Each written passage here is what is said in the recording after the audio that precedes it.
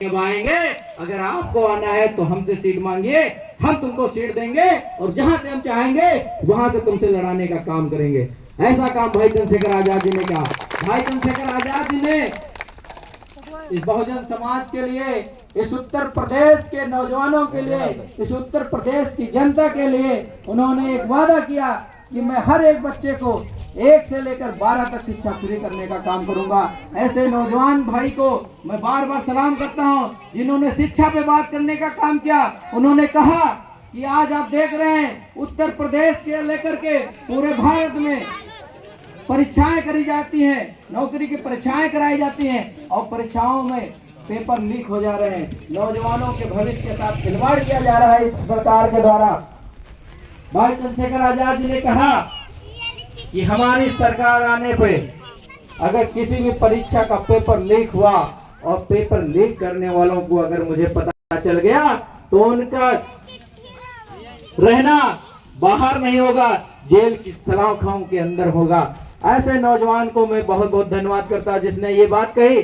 और उन्होंने ये भी कहा कि आज आप देख रहे हैं नीट की तैयारी करते करते नौजवान भाई रात के 18 घंटे पढ़ते हैं, पूरे दिन में 18 घंटे पढ़ते हैं और उसकी तैयारी करने के बाद जब वो पेपर देने जाते हैं तो पता चलता है वो पेपर ही लीक हो गया। अब सोचिए, अगर जो बच्चा रात दिन मेहनत किया होगा और पेपर लीक हो जाए तो उसके दिल पर क्या बीतेगी। इस भारत देश के अंदर 5 नौजवानों ने आत्महत्या कर ली और आज भी वो शिक्षा मंत्री, केंद्र शिक्षा मंत्री धर्मेंद्र प्रधान केंद्र शिक्षा मंत्री बने बैठे हैं। आज नौजवानों ने ठाना है कि आप इस्तीफा दीजिए। मैं आज इस लखीमपुर के विधानसभा धौरारा से भी मांग कर रहा हूं कि ऐसे केंद्र शिक्षा मंत्री को हटाना चाहिए, उसको इस्तीफा देना चाहिए कि वो पेपर लीक की व्यवस्था नहीं सही कर पा रहा है, बराबर पेपर लीक हो रहे हैं। मेरी महिलाओं, मेरी माताओं, बहनों, आप खुद जानते हैं कि जब भारत देश का संविधान नहीं था, बाबा साहब डॉक्टर अंबेडकर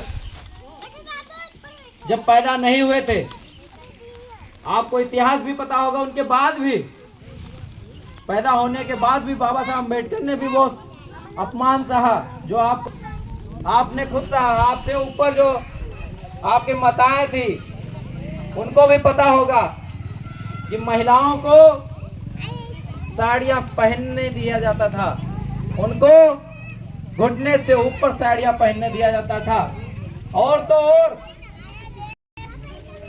महिलाओं को पति के बराबर बैठने का अधिकार नहीं